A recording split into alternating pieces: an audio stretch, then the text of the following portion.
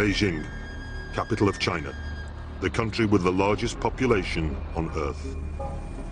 Beijing is one of the world's great cities, and it was made capital of China by a great man.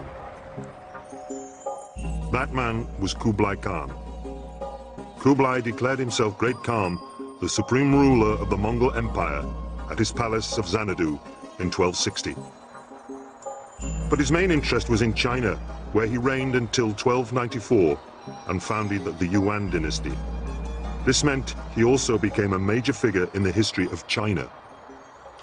Kublai Khan was an extremely significant figure in the course of Chinese history because he was the first significant non-Chinese ruler to rule over the entire Chinese empire, and more than that, had aspirations in effect to try and rule the entire world. Kublai Khan was the grandson of the legendary Mongol warlord Genghis Khan, who carved out a vast empire across Asia and the Middle East at the beginning of the 13th century. Like his grandfather, Kublai crushed his enemies with brute force. Yet he ruled his own lands peacefully, setting up governments, creating systems of taxation, and promoting culture and commerce. He made Beijing the capital of the biggest empire the world had ever seen, stretching from the shores of the China Sea to the River Danube in Europe, and from Siberia to the Indian Ocean. But his greatest achievement was the unification of China, a unification that survives to this day. And although he reigned over 700 years ago, his story is one that still has great significance. The reason why Kublai Khan is of interest today is because Kublai Khan ruled a great multicultural society, a great multicultural empire, and he presided over a global economy. I mean, this was globalization in the Middle Ages, and again, his empire incorporated many different cultures and peoples, and he was able to unify them, bring them together, and do so successfully. So Kublai Khan was clearly a man of vision, but what else do we know about him? The Venetian traveler Marco Polo, who lived in Kublai's court for more than 20 years, described him as a man of middle height with a figure of just proportion and a face that was somewhat red, which may have resulted from his love of food and alcohol. But he was also capable of extreme violence, barbarity, and cruelty. He carved out his great empire with one battle after another, and even though his military career started quite late in his life, his skill in combat was second to none. But there was another, very different side to his character. Throughout his reign, the wise Khan, as he was known, courted the most sophisticated, intellectual, scientific, and artistic minds of the day.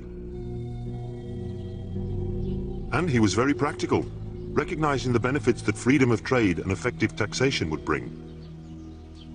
In terms of practical changes, one of the big things that you would have seen if you lived through his rule was a massive increase in public works. For instance, China's canal system was increased during his time through massive use of forced labor. This meant that grain and other important agricultural goods could be transported up and down the country much more conveniently, without having, for instance, to use the often slightly dangerous and pirate-ridden seas on the China coast. Another innovation of the period, and one that would have great significance later, was the introduction of paper currency, banknotes. To understand the full significance of this, we need to know more about the Mongol culture that Kublai Khan came from. Kublai's grandfather, Genghis Khan, was one of the most violent men in history. In just 2 decades in the early 13th century, his forces carved out the biggest empire in world history. The Mongolian tribes he led originated from the steppe grasslands in the shadows of the Altai Mountains in the southwest of the modern state of Mongolia.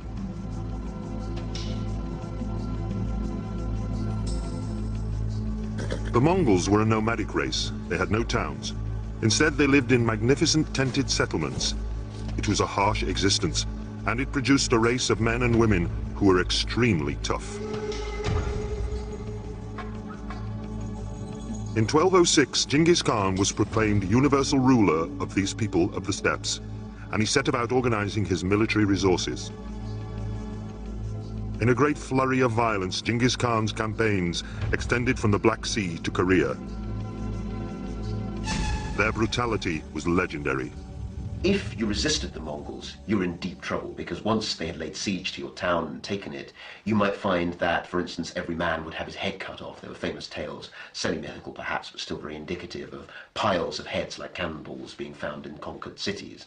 Or they might exercise arbitrary terror, for instance, decide that every man over a certain height in the city was going to be executed, or that everybody in town's ears were going to be cut off and placed in a big pile. And it was well known also that by surrendering, you could avoid these sorts of horrors.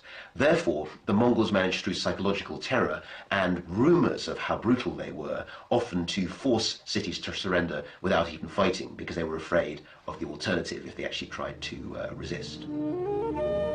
But as the Mongol Empire spread across Asia, there was one major obstacle they couldn't overcome. The Sung Empire of southern China had over 50 million people and vast resources. For years, the Mongols tried to conquer this giant of the south, but were unsuccessful. It was going to take a warrior of very special abilities to overcome the resistance of the Sung dynasty that ruled southern China. This man was Kublai Kahn, but it was to be many years before he was to get the chance to prove himself. Kublai was born in Mongolia in 1215, when his grandfather Genghis was at the height of his power. His father Tolui was a coarse military man, the youngest of Genghis's 4 sons by his favorite wife. Kublai's childhood and early career were unspectacular. They gave little hint of how influential he was to become. Not just as overlord of all the Mongol dominions, but also as the ruler of his own Chinese empire. His father died from alcoholism when he was 15, but this seems to have had little effect on the young Kublai, because Tolui had been away at war for years at a time, and Kublai had hardly ever seen him. His primary influence was his remarkable mother, Sorkaktani. Women enjoyed a prominent role in Mongol society. Regularly, they would fight alongside their husbands. Others ruled their own territories. Sorkaktani was typical of this strong tradition. As a young woman, she was one of the few people to stand up to Genghis Khan, and Genghis had a high regard for her and for her son Kublai. The great warrior was quick to recognize the child's intelligence. Like most Mongol children, Kublai could ride and shoot by the time he was 3, and he was an accomplished fighter. But his mother also pushed him academically, and Chinese scholars taught him Confucian philosophy, which was based on the principles of harmony in the family, order in the state, and peace in the empire. She is credited with having brought all her children up in this rather enlightened way to realize that there was no use just killing people and enslaving them, taking their things, but if the empire was actually going to become a real empire, not simply just a conquest state, you had to respect the traditions of the people you'd conquered, and you had to preserve, the wealth that was there and not simply destroy it or dissipate it. So he obviously benefited from wise counsel for his mother, and he was educated in Chinese ways as a younger man, and that obviously paid off when he became Khan. By taking the time to educate him and expose him to the peaceful teachings of Confucius, without ever renouncing the violent ways of the Mongols, she encouraged the 2 sides of his nature that was to be the key to his success. The fact that Sorkaktani raised her sons and ruled her lands in such a different way to the male Mongol warlords was to have a huge influence on Kublai. In 1236, at the age of 21, Kublai was granted his own lands by his uncle Ogadai, who had succeeded Genghis on his death in 1227. These lands were in the Hope region of northern China. At first, Kublai ruled his lands from his Mongolian home. He left day-to-day affairs to local officials, just like other Mongol nobles, who had little interest in everyday issues at local level. But in his absence, the already poor farmers were heavily taxed, or they were taken away from their farms to provide labor for state schemes like road building. With his mother's influence, Kublai decided to change things. He instituted reform that was gratefully received in his lands by the peasants of northern China. Roads and bridges were improved, and he did much to improve the quality of life for ordinary people. He was also, in a way that may seem to us rather modern, concerned to make sure that welfare provisions for the destitute and the poor were sufficiently well arranged. This meant that, for instance, areas which had suffered from war or drought or famine were relieved of their tax obligations for a certain amount of time until they could once again afford to actually pay taxes to the central treasury. And instead of paying taxes, quite often they were given either food or monetary subsidies by the central government to make sure that they got themselves back on their feet. So from an early age, Kublai started to show the qualities of an enlightened and progressive ruler. He extended the Mongol postal system, which was the most advanced in the world. This opened up the area to trade and ensured that his messages reached the most remote areas. But back in the Mongol capital Karakorum, the more traditional families distrusted Kublai and his mother. They thought they were selling out and becoming too much like the Chinese merchants who the Mongols had always robbed from in the past. What is clear is that even at this early stage in his career, Kublai was setting the pattern for the way that he was going to rule. One of the most significant things was the fact that he didn't work alone. Instead, he would always consult a wide range of advisors. Quite often when he didn't necessarily understand an idea, whether it was about warfare or about governance, he would show no embarrassment in calling in advisors and actually asking them what he should do. And interestingly, one of the most important influences in his life was his favourite wife, Chabi, who in fact advised him not only on his path to conquest of China before he actually got to be the emperor, but also about good governance while he actually sat on the emperor's throne. Kublai had married Chabi in 1239, and their first son was born a year later. She encouraged men of the arts and science to come to the court to debate with Kublai, and seems to have been a moderating force on him. Kublai relied on Chabi throughout his life for support and guidance. In later years, her personality, practicality and interests would influence the fashions and trends of an empire. But Chabi wasn't his only wife, because Kublai was a Mongol, and this was a culture in which Khans traditionally had 4 wives. Kublai was no exception, and ultimately he had 4 households and a magnificent harem. But as an ambitious young man, Kublai had more important things on his mind, especially when his brother Monkey was elected Great Khan after the death of their uncle Ogedei in 1251. This was the opportunity Kublai had been waiting for. When his brother became Great Khan, Kublai's wealth and standing rose overnight as he was granted new lands in northern China by Monkey. What Kublai needed now was the chance to prove himself as a warrior. This was vital. Throughout Mongol history, military success was the key to being seen as a strong leader. His opportunity came when Monkey decided to finish the campaign his uncles had started against the southern Sung Empire. A direct assault on the Sung was risky and predictable. Instead, Monkey planned a 2-pronged pincer attack. 2 Mongol armies would descend on the Sung simultaneously from both the north and west. But the plan had a drawback. On the western route, the independent non-Chinese kingdom of Nanchao stood directly in the way. It would have to be dealt with if the Mongols were to succeed against the Sung Empire.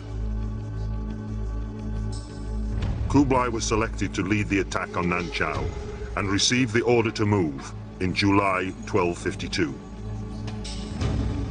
Conquering Nanchao meant a direct assault on its fortified capital, Tali. This invasion was no easy task. Massive obstacles had to be overcome. 3 great rivers and the rugged mountain ranges of the Tibetan plateau lay in Kublai's path. Envoys that Kublai sent ahead to tell the king to submit were beheaded, and the kingdom of Nanchao refused to surrender. After 2 months, Kublai's forces reached the banks of the mighty Yangtze River. The critical moment had come. but there were no bridges. On the opposite bank, the Tali army slept, confident that Kublai's army could not cross the river. But Kublai directed his men to make inflatable bags from sheepskins, and they crossed the river late that night in a surprise attack. The Tali forces were cut down in their thousands by the Mongol cavalry as they attempted to flee back to the capital. Soon the Mongol forces were at the gates of Tali. Everyone inside knew that Mongol tradition was to slaughter the inhabitants of the first city they took on a campaign as an example to the rest of the country. But Kublai was different. He promised that the city would be spared if they surrendered peacefully. Sensibly, Tali opted to do so, and Kublai kept his word.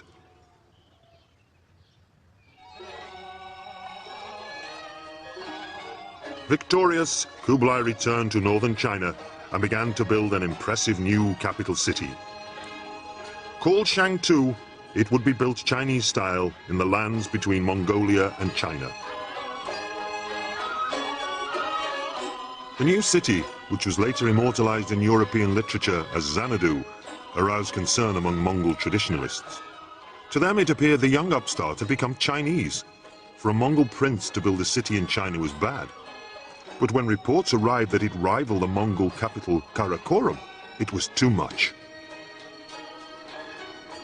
And as news arrived that Kublai had overturned Mongol taxation policies, charges of treason were inevitable, as was a family rift that threatened to tear the Mongol Empire apart. But after a period of tension, Kublai's strong relationship with his brother Möngke saved his position. If Möngke was to succeed in overcoming the Sung Empire, he would need his brother's diplomatic flair and the Chinese allies that Kublai was gathering around him. Kublai was given command of one of 4 massive Mongol armies, which left Shangtu in 1258. The Mongol forces made swift progress into central China, but as they reached the banks of the Yangtze River, disaster struck. The south's warm, oppressive climate made it a hotbed for disease. Möngke went down with a serious case of dysentery and died suddenly. The great Khan left no successor, and the Mongol world came to an abrupt halt. The Sung campaign was abandoned. Karakorum was in a state of crisis. Who would take up the position of great Khan? From the 4 corners of the Mongol Empire, nobles came rushing to Karakorum. But Kublai wouldn't turn back. It had taken him years to reach this point, and he thought that with more of southern China under his control, he would have a greater power base than any other Mongol leader. A final conquest of the lands that had eluded his father and grandfather would impress upon the noble families his military prowess and suitability for the position of great Khan. So Kublai tried to finish the Sung off before he returned north. He continued to fight for 2 months, severing the Sung's main supply line along the Yangtze River. The Sung were in panic. They had been taken by surprise in the initial attacks and were in real danger of a complete collapse. But Kublai couldn't capitalize on his position, because back in the Mongol heartland there was turmoil. Kublai's wife begged him to return to the north to face the possibility of civil war, despite the chance he had of smashing the Sung once and for all. The threat in the north was coming from the youngest of Kublai's brothers, Arik Bok, who had remained at the Mongol capital, Karakorum. So there were 2 rivals, and it was important to understand what these 2 rivals represented, because Arik Bok was a Mongol of the old school. That's to say, he wanted Mongol rule to carry on in the way that it had always been. He wanted the Mongols to be based in the steppe, which was their traditional homeland, to carry on a sort of a conquest state, which means that they were conquering, plundering, ruling really as outsiders in a way, just dominating the areas that they conquered. But Kublai represented a rather different approach by now. He'd already been in China some years, and he had the resources of a great sedentary civilization behind him. You know, he was the most important figure in what was then just the province of China, the part of the empire. But many Mongol families didn't like these new ways of Kublai and his love for cities and Chinese culture. They saw in Arik Bok a chance to bring the Mongols back to their roots by opposing Kublai. So a secret council was convened and a rebellion planned. Those who rose up against Kublai included the late Möngke's sons, his widow, and the grandchildren of the former Great Khan, Ögedei. It was a formidable alliance. They declared Arik Bok the next true Great Khan and began to march on Shangtu and Chengtu, the old capital of northern China, both vital cities in Kublai's domain. Kublai's wife, Chabi, and his advisors sent messenger after messenger, impressing on him the danger of Arik becoming Great Khan. Kublai finally had to give in to their pressure and rode north, back over the territory he had fought so hard for. He garrisoned Shangtu and went into discussions with his favored advisors on what to do next. It was a critical moment in his life.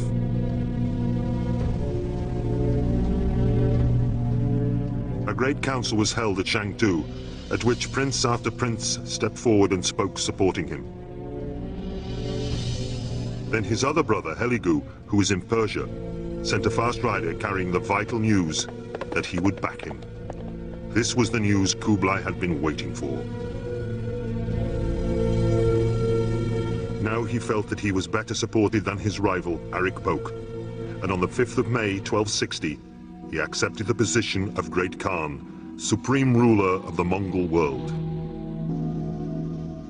He was 44 years old and had just become the most powerful leader the world had ever seen. But with Arik Bok's supporters still pressing his claims as Great Khan, Kublai realized if he wanted to hold on to this position, he would have to fight his brother.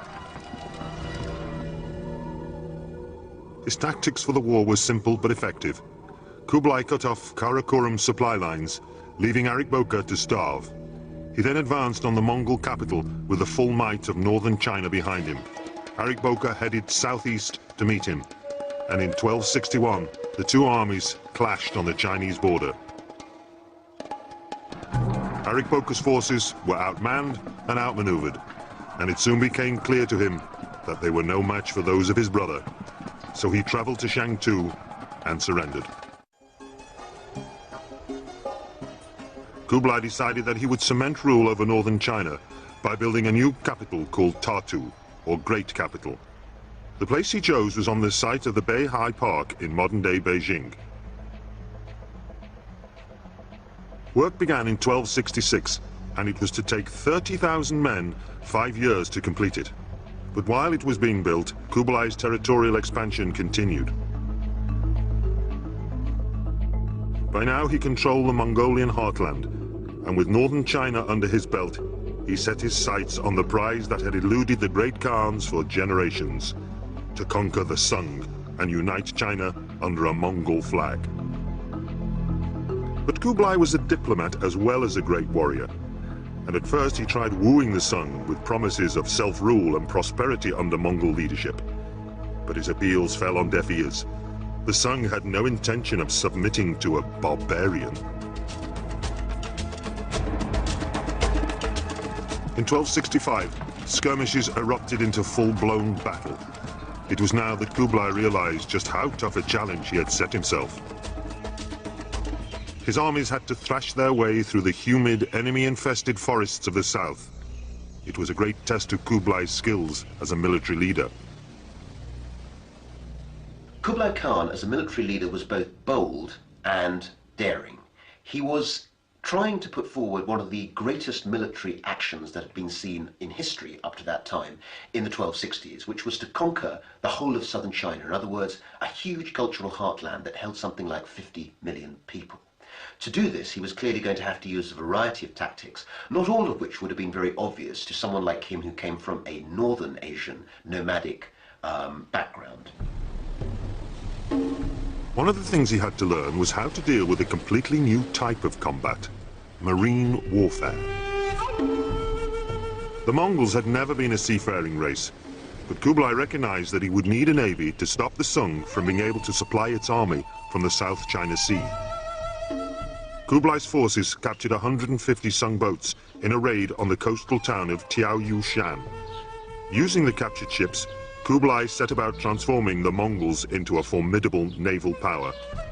It was this sort of bold innovation that set Kublai Khan apart as a leader. The Mongols took to battle on the waves with astonishing speed. By 1268, Kublai had himself a navy, and on land, his armies rampaged southwards, capturing town after town. By 1271, as Kublai's armies swept all before them, the construction of his grand capital was completed. The wall of Tartu was 20 miles in circumference and was split into two areas. The inner wall held Kublai's ornate imperial city. Inside the outer wall lived the officials and scholars of the court. The ordinary people lived beyond the outer wall. The Forbidden City, which was built later in the Ming dynasty, now stands on the site where Kublai wined and dined his court in lavish style. At Tartu, Kublai lived in the lap of luxury, with attendants and beautiful concubines on hand to service his every need. Following the traditions of Chinese rulers of the past, Kublai proclaimed himself emperor and founded a new dynasty, the Yuan dynasty. He chose the name Yuan as the name of his dynasty very cleverly. Traditionally, the Chinese had named their dynasties after a place or a town from where they originated. Now, Kublai did not do this. Obviously, if he had called it after Mongolia or a Mongol name, this would have annoyed, this would not have gone down well with the Chinese. They're very nationalistic. So he chose the word Yuan. Yuan in Chinese means origin. So it was a Chinese word. In addition to this, the word Yuan occurs in the I Ching, the Book of Changes, Book of Divination. In the I Ching, it means origins of the universe. So this was a powerful name he chose for his dynasty. But on the military front, there was a setback. At the banks of the Han River, his army came to the impregnable cities of Xiangyang and Fancheng. Beyond the great fortresses lay the Yangtze River and the heart of the Sung Empire. It took Kublai's forces more than 5 years to break this last bastion of Sung resistance. Then, as Kublai's troops crossed the Yangtze, more and more commanders switched to the Mongol side. In the Sung capital Hangzhou, the royal family were frantic. The Sung emperor at the time was only 4 years old. Affairs were handled by his aging mother, and in 1276, the Empress Dowager finally admitted defeat. The Sung leaders were taken as privileged prisoners to Kublai's court, but the 4-year-old emperor was spirited away. So Kublai sent his forces in pursuit. The last remnants of the Sung leadership put to sea and were hunted down by Kublai's navy. The last that was seen of the boy emperor was in the hands of a Sung admiral, who jumped into the sea with him, declaring, "The Sung emperor chooses death rather than imprisonment." It was now 1279. 70 years of on-off warfare with the south was over, and the whole of China was in Kublai's hands. After defeating the Sung, Tartu became the capital of all of China, and would remain so right up to today. One of his first priorities was to improve communications between north and south. To do this, Kublai employed 3 million laborers to extend the Grand Canal to carry grain from the fertile south up to the imperial city. Kublai could now draw on the resources of the most advanced nation on earth. The Sung led the world in the quality of their goods, and their busy trade routes would make Kublai one of the richest men on earth. The Mongol Empire now had the largest army in Asia, the largest fleet, the most prosperous people, and the largest city on earth, Hangzhou. It was a spectacular achievement for Kublai, and it cemented his position as Great Khan. Kublai treated the deposed Sung royal family well, and he told his forces he would not tolerate any looting of the south's riches.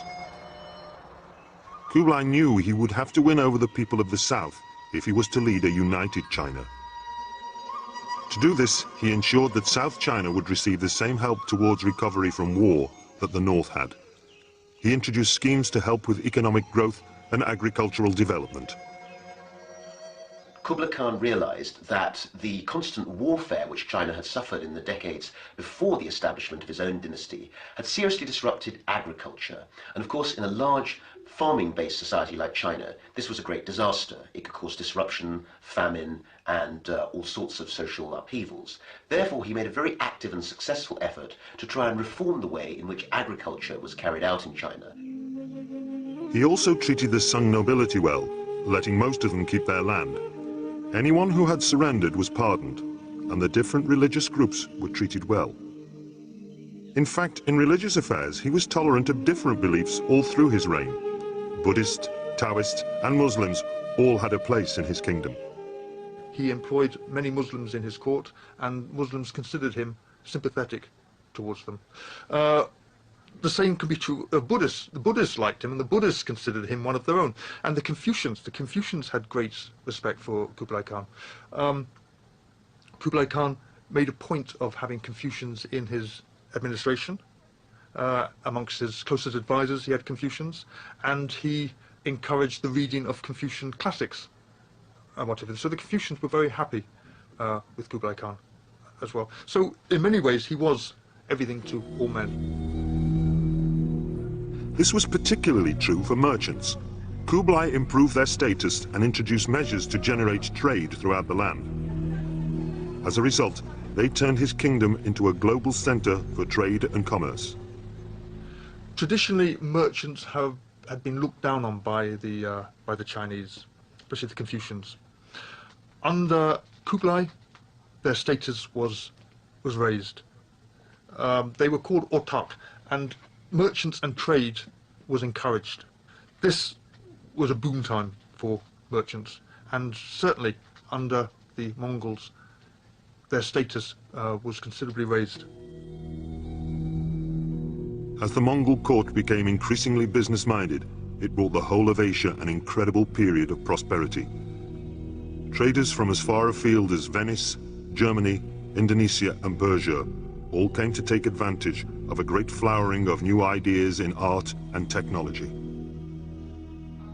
Kublai himself became a patron of the arts, and Chinese painting, ceramics, and theater flourished. It seemed Kublai the warrior had turned himself into a civilized, cultured ruler. He recognized that for stability to follow on from his successful conquest, he would have to be seen to be ruling justly. A just legal system in the Chinese style was the bedrock of the stable situation Kublai had in the north.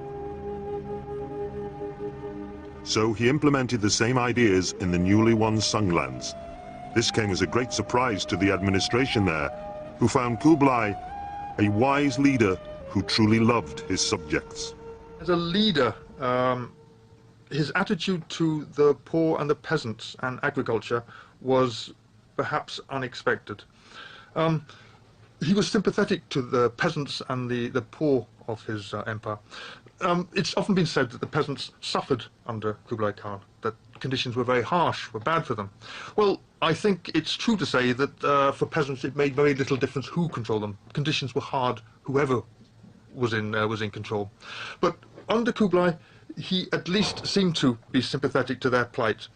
He made arrangements for them. For example, he had central stores of grain set up, so when there was drought or when there were shortages, he could avoid starvation.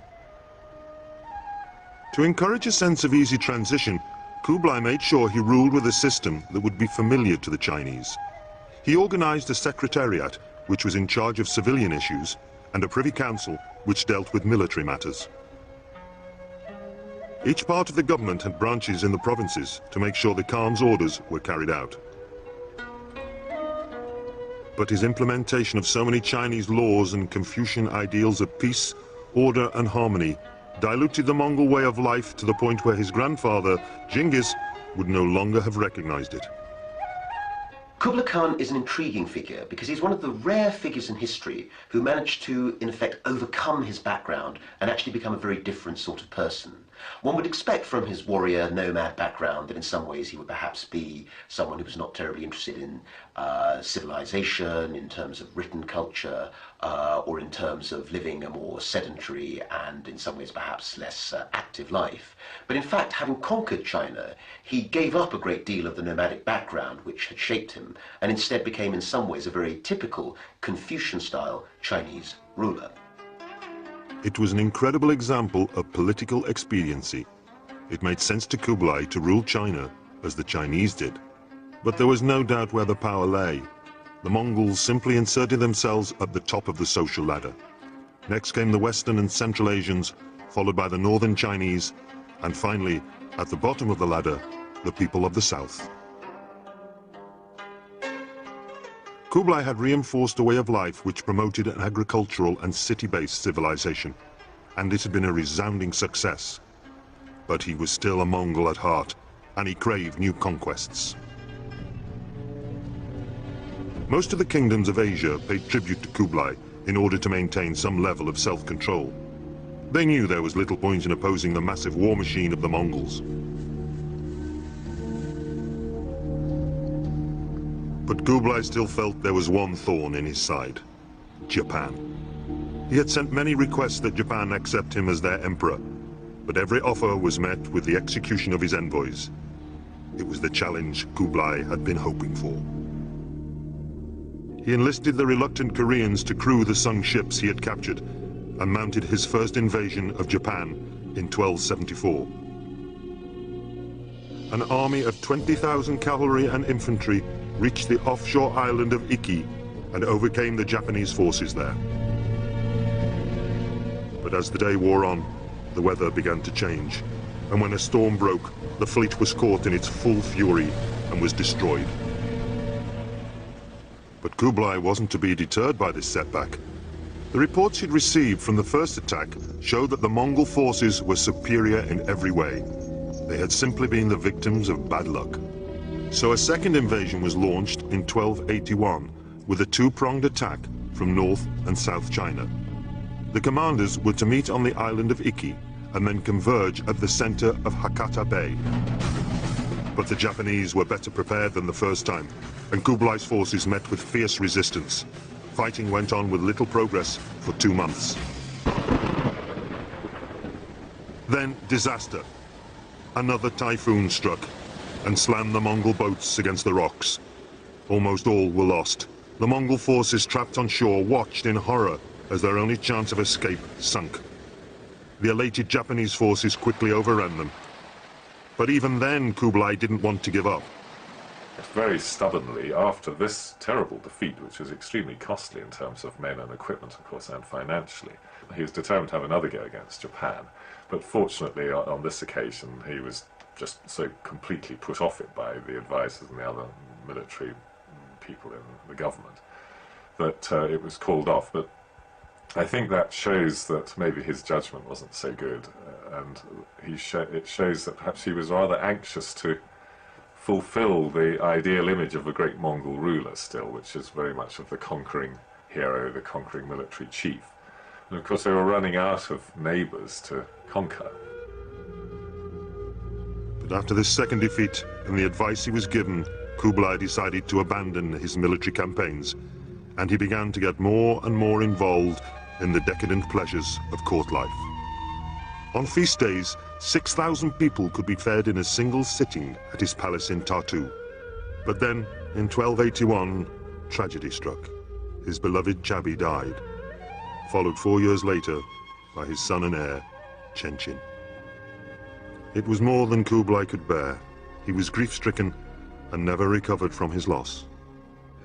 And it's notable, in fact, that his rule began to decline in many ways in the last decade or so of his life after Chabi died, and he became, from reports that we have of the time, somewhat morose, inclined to drink very heavily. He ate too much and became very obese, and in some senses seemed to almost lose interest in being that kind of very fulfilled, very active ruler that he had been when he had that favorite wife at his side.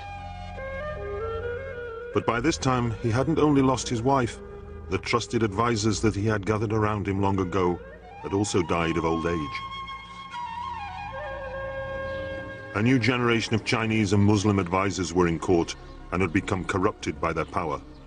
But Kublai was increasingly preoccupied with pleasure, leaving the bulk of minor decisions to his court. Kublai's final years were spent in isolation. Increasingly, he consoled himself with alcohol and food, and he became fat and ill with gout. By 1294, Kublai had withdrawn from public life and lost his enthusiasm for the celebrations he once adored. The court at Tartu, once a place of merriment and excitement, became gloomy and depressed. In February, when he was in his 80th year, old age and over-excess finally got the better of him. The great Kublai Kahn died alone in his palace. Kublai's great hope had been that the lands he won would stay in Mongol hands forever. But this was not to be. Chinese rebels rose up and reclaimed their nation. The once mighty Mongols fled Tartu, and the Ming dynasty was born. The Mongols were assimilated into the new dynasty, and their star began to fade from Asia. But this doesn't detract from Kublai's achievements. To understand the scale of what he accomplished, we have to appreciate where he had come from. He came from a nomadic, warlike people, the Mongols, who had never known a very settled kind of society, and managed to convert himself into the emperor of one of the greatest sedentary civilizations, Chinese civilization, that the world has ever seen. And he did so in a tolerant and cooperative way, rather than through sheer brute force, which is what we might have expected from his own background. From the days of his grandfather, Genghis, Mongol hordes had struck fear and terror into hearts and minds throughout Asia. But Kublai Khan challenged this stereotype. Tempering tyranny with tolerance, his regime brought a more civilized form of rule. This dynamic and forward-thinking leader turned his back on many Mongol traditions and showed that Mongols were more than savages or barbarians. Yet throughout his reign, Kublai never forgot his heritage. He remained a Mongol, and like other Mongol leaders, he embarked upon numerous military campaigns. His conquest of southern Sung China was a stunning victory. It was one that his warlike predecessors had never been able to achieve, and it ensured his status as a great Mongol commander. And the fact that China is still unified today is a direct consequence of Kublai's vision of completing what his forefathers had begun.